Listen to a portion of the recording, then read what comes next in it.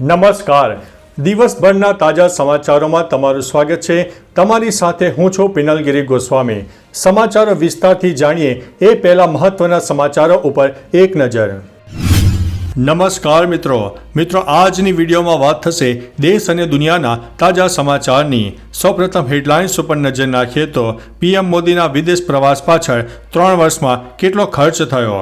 ત્યારે આગળ વાત થશે લંડનનું હિથ્રો એરપોર્ટ 18 કલાક પછી ફરીથી ખોલ્યું છે. આગળ વાત થશે ખંભાતનો દરિયો શહેરથી માત્ર 700 થી 800 મીટર દૂર છે. આગળ વાત થશે પોલીસને ગોથે ચડાવે એવા કુખ્યાતોના ભૂલભુલૈયા ઘર જોવા મળ્યા છે. ત્યારે વાત થશે આસામ NIT વિદ્યાર્થીઓનો આરોપ, પ્રોફેસરે તેની સાથે અડપલા કર્યા છે. ત્યારે વાત થશે રાજકોટ જેતપુર વચ્ચેના ટોલ ટેક્સમાં 25% ઘટાડો કરવામાં આવ્યો છે. આગળ વાત થશે કચ્છમાં હિટ એન્ડ રનની ઘટનામાં 2 મિત્રોના મોત થયા છે. ત્યારે વાત થશે 5 રૂપિયાની ચોકલેટ એક નાનકડી છોકરીને 35,000 રૂપિયામાં પડી છે. ત્યારે વાત થશે દારૂ ભરેલી કારે સર્જ્યો અકસ્માત, 4 લાખથી વધુનો મુદ્દામાલ જપ્ત કરવામાં આવ્યો છે. આગળ વાત થશે ગઈકાલે 22 માર્ચના રોજ જનતા કર્ફ્યુ લાગ્યો હતો. વાત છે લોકડાઉનની. ત્યારે આગળ વાત થશે પીએમ મોદી શ્રીલંકાની મુલાકાતે જશે. આગળ વાત થશે ઉધારીમાં દારૂ પીતા આધેડની ધુલાઈ કરવામાં આવી છે. વાત છે વડોદરા ગ્રામ્ય વિસ્તારની. ત્યારે આગળ વાત થશે જો કોઈ મુસ્લિમ ભાઈ બહેનોની આંખ બતાવશે તો તેને છોડવામાં નહીં આવે. ત્યારે આગળ વાત થશે હરિયાણામાં મહાયજ્ઞ દરમિયાન બ્રાહ્મણ ઉપર ગોળીબાર થયો હતો. આગળ વાત થશે છસરા ગામના ખેડૂતોની ચેતવણી સામે આવી છે. હવે મિત્રો સમાચાર વિસ્તારથી. કચ્છ અબડાસા તાલુકાના છસરા ગામના ખેડૂતોએ ધરણા કરવાની ચીમકી આપી છે. મીઠી ડેમની કેનાલમાંથી પાણી ન મળતા ખેડૂતોમાં રોષ છે. મીઠી ડેમની નીકળતી 11 કિલોમીટર લાંબી કેનાલમાં માત્ર 4 કિલોમીટર સુધી પાણી પહોંચે છે. આના કારણે છસરા ગામના ખેડૂતો ખેતી કરવામાં અસમર્થ છે. ખેડૂતોની ચેતવણી આપી છે કે જો 8 દિવસમાં પાણીની સમસ્યાનું નિરાકરણ નહીં આવે તો ધરણાનો કાર્યક્રમ યોજાઈ જશે. મિત્રો, અન્ય મહત્વના સમાચારની વાત કરીએ તો હરિયાણામાં મહાયજ્ઞ દરમિયાન બ્રાહ્મણો ઉપર ગોળીબાર. કુરુક્ષેત્રમાં 1000 કુંડીય મહાયજ્ઞમાં હંગામો થયો. અહીં બ્રાહ્મણો પર ગોળીબાર કરવામાં આવ્યો હતો. બ્રાહ્મણોએ વાસી ખોરાક ખાવાનો વિરોધ કર્યો હતો, જેના પર યજ્ઞ માટે આવેલા બાઉન્સરોએ ગોળીબાર કર્યો. આમાં એક બ્રાહ્મણ ઘાયલ થયા છે. ગુસ્સે ભરાયેલા બ્રાહ્મણોએ રસ્તો રોકી દીધો અને પથ્થરમારો શરૂ કર્યો. પોલીસ ઘટના સ્થળે પહોંચી ગઈ હતી અને લાઠીચાર્જ કરીને ભીડને વિખેરી નાખી હતી. મિત્રો, અન્ય મહત્વના સમાચારની વાત કરીએ તો મહારાષ્ટ્રમાં ઔરંગઝેબની કબરને લઈને ભારે વિવાદ ચાલ્યો છે. આ દરમિયાન મહારાષ્ટ્રના નાયબ મુખ્યમંત્રી અજીત પવારે મુસ્લિમો અંગે મોટું નિવેદન આપ્યું છે.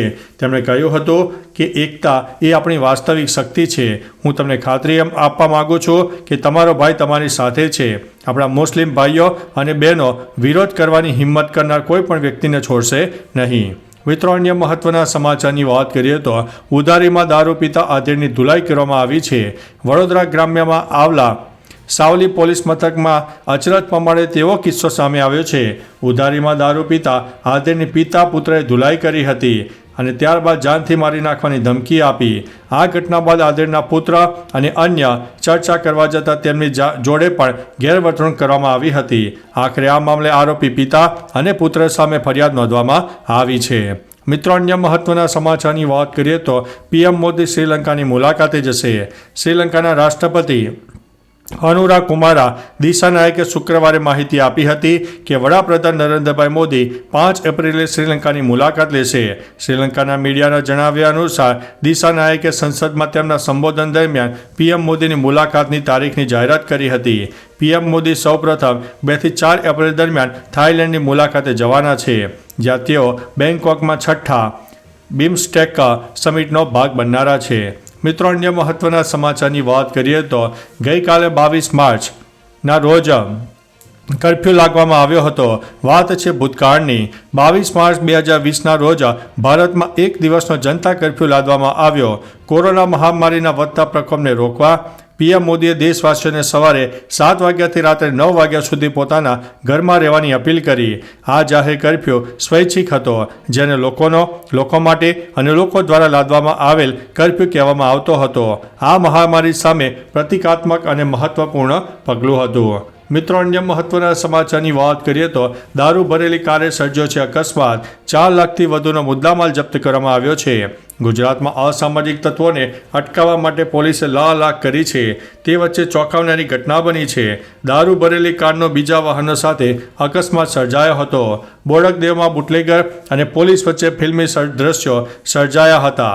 વોચ રાખીને બેઠેલી પોલીસને જોઈને બુટલેગરોએ કાર પૂરપાટ ઝડપે ભગાવી હતી. દારૂની બોટલ સહિત 4.53 લાખનો મુદ્દામાલ ઝડપાયો છે. મિત્રો, અન્ય મહત્વના સમાચારની વાત કરીએ તો 5 રૂપિયાની ચોકલેટ 35,000 રૂપિયામાં પડી. વડોદરા જિલ્લાના ડેસર ગામમાં એક 4 વર્ષની બાળકી રમવાના ઉત્સાહમાં ચોકલેટની સાથે LED ગોળી ગળી ગઈ હતી. બાળકી માર્કેટમાંથી ચોકલેટ લઈને આવી, જેની સાથે રમકડાની લાઇટ ફ્રીમાં આવી હતી, જે ગળી ગયાની પરિવારને જાણ થતાં તાત્કાલિક ખાનગી હોસ્પિટલમાં ખસેડવામાં આવી હતી, જ્યાં 1 કલાક ચાલેલી સર્જરી બાદ બાળકીના પેટમાંથી બલ્બ બહાર કાઢીને પીડા મુક્ત કરાઈ હતી. પરિવારને 5 રૂપિયાની ચોકલેટ 35,000 રૂપિયામાં પડી હતી. મિત્રો, અન્ય મહત્વના સમાચારની વાત કરીએ તો કચ્છમાં હિટ એન્ડ રનની ઘટનામાં 2 મિત્રોના મોત થયા છે. રાજ્યમાં અકસ્માતની ઘટનાઓ દિવસે દિવસે વધતી જઈ રહી છે, ત્યારે તાજેતરમાં કચ્છમાં ગંભીર અકસ્માત સર્જાયો. આ અકસ્માત અંજારના સાપેડા નજીક સર્જાયો હતો, જેમાં હિટ એન્ડની ઘટનામાં 2 યુવાનોના મોત નિપજ્યા હતા. અકસ્માત બંને યુવાનોના મૃતદેહને પોસ્ટમોર્ટમ માટે અંજાર હોસ્પિટલમાં લઈ જવામાં આવ્યા છે. મિત્રો, અન્ય મહત્વના સમાચારની વાત કરીએ તો રાજકોટ જેતપુર વચ્ચેના ટોલ ટેક્સમાં 25% ઘટાડો. રાજકોટ જેતપુર વચ્ચેના ટોલ ટેક્સમાં 25% ઘટાડો કરવામાં આવ્યો છે. 4 વ્હીલર માટે એકતરફી મુસાફરીના 45 રૂપિયા વસૂલાતા હતા, તો પીઠાડિયા ટોલ નાકા પર 35 રૂપિયા કરી દેવાયા છે. ટોલ ટેક્સ ઘટાડવાને લઈને સ્થાનિકોએ આંદોલન પણ કર્યું હતું, પરંતુ તે આંદોલન સફળ રહ્યું છે.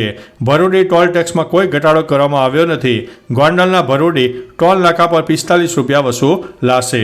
મિત્રો, અન્ય મહત્વના સમાચારની વાત કરીએ તો આસામ NIT વિદ્યાર્થીઓનો આરોપ, પ્રોફેસરે તેની સાથે અડબલા કર્યા. આસામના સિલચરમાં નેશનલ ઇન્સ્ટિટ્યૂટ ઓફ ટેકનોલોજીના એક આસિસ્ટન્ટ પ્રોફેસરની શુક્રવારે એક વિદ્યાર્થી પર જાતીય અડબલા કરવાના આરોપમાં ધરપકડ કરવામાં આવી હતી. આરોપી શિક્ષકની ઓળખ કોટેશ્વર રાજુ ધેનુકોંડા તરીકે થઈ હતી. પીડિતાની ફરિયાદ પર પ્રોફેસરને સસ્પેન્ડ કરી દેવામાં આવ્યા હતા. મિત્રો, અન્ય મહત્વના સમાચારની વાત કરીએ તો પોલીસને ગોથે ચડાવે એવા કુખ્યાતોના ભૂલભુલૈયા ઘર છે. રાજ્યભરમાં 7,612 અસામાજિક તત્વોની યાદી તૈયાર કરવામાં આવી છે. આ યાદી તૈયાર થયા બાદ હવે તેમણે કરેલા ગેરકાયદેસર બાંધકામો ઉપર બુલડોઝર ફેરવવામાં આવી રહ્યું છે. પરંતુ સુરત શહેરમાં કેટલાક હાર્ડકોર ક્રિમિનલો પોલીસથી બચવા માટે ગેરકાયદેસર બાંધકામ કરી રહ્યા છે, જે ભૂલભુલૈયા સમાન છે. ઘરો નજીક ગેરકાયદેસર ફૂટ ઓવરબ્રિજ છે અને ગૂંચવાયેલા રસ્તાઓને ઉકેલવા નકશા મંગાવીને તપાસ કરવામાં આવી રહી છે. મિત્રો, અન્ય મહત્વના સમાચારની વાત કરીએ તો ખંભાતના દરિયો શહેરથી માત્ર 700થી 800 મીટર દૂર છે. ખંભાતના અખાતિયા વિસ્તારમાં દરિયાઈ ભરતીને કારણે મોટા પ્રમાણમાં જમીન ધોવાણની ગંભીર સમસ્યા સર્જાય છે. પૌરાણિક અને નવાબી નગરી તરીકે જાણીતા ખંભાતમાં એક સમયે 72 દેશના વાવટા ફરકતા હતા અને તે વિશ્વનું મહત્વપૂર્ણ બંદર હતું. તે 40 વર્ષ બાદ ભૌગોલિક કારણો અને ગ્લોબલ વોર્મિંગને કારણે દરિયો ફરીથી ખંભાત શહેર તરફ આગળ વધી રહ્યો છે. મિત્રો, અન્ય મહત્વના સમાચારની વાત કરીએ તો લંડનનું હિથ્રો એરપોર્ટ 18 કલાક પછી ખોલ્યો છે. બ્રિટિશ રાજધાની લંડનમાં હિથ્રો એરપોર્ટે 18 કલાક પછી ખોલ્યો છે. ગુરુવારે રાત્રે એરપોર્ટ નજીક એક ઇલેક્ટ્રિકલ સબસ્ટેશનમાં આગ લાગી હતી, જેના કારણે એરપોર્ટ કામગીરી કરવાની બંધ પડી હતી. બંને કારણે 1350 ફ્લાઇટ સ્થગિત કરવામાં આવી હતી, જેના કારણે 2,91,000 મુસાફરો પ્રભાવિત થયા હતા. પશ્ચિમ લંડનના હેરમાં આગ લાગી હતી. આના કારણે 5,000થી વધુ ઘરોને વીજ પુરવઠો ખોરવાઈ ગયો હતો. મિત્રો, અન્ય મહત્વના સમાચારની વાત કરીએ તો PM મોદીના વિદેશ પ્રવાસ પાછળ 3 વર્ષમાં કેટલો ખર્ચો થયો. કોંગ્રેસ અધ્યક્ષ અને રાજ્યસભામાં વિપક્ષના નેતા મલ્લિકાર્જુન ખડગેએ ગુરુવારે સરકાર પાસેથી વડાપ્રધાન નરેન્દ્રભાઈ મોદી દ્વારા છેલ્લા 3 વર્ષમાં કરવામાં આવેલી વિદેશ મુલાકાતો પર થયેલા ખર્ચની વિગતો માંગી હતી. રાજ્યસભામાં આપેલા જવાબ મુજબ 32 મહિનામાં તેમણે 38 વિદેશીય યાત્રાઓ કરી હતી, જેમાં કુલ 258 કરોડ રૂપિયાનો ખર્ચો થયો છે. તો ચાલો મિત્રો, ફરીથી દેશ અને દુનિયાના સુપરફાસ્ટ સમાચાર લઈને મળતા રહીશું. ત્યાં સુધી અમને રજા આપશો.